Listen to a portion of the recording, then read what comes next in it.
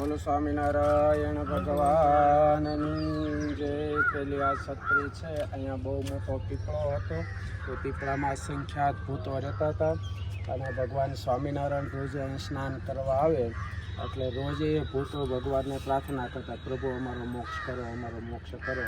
તો આ છત્રી પ્રસાદીની છે કે અહીંયા ભગવાને અનંત ભૂતોનો મોક્ષ કર્યો છે.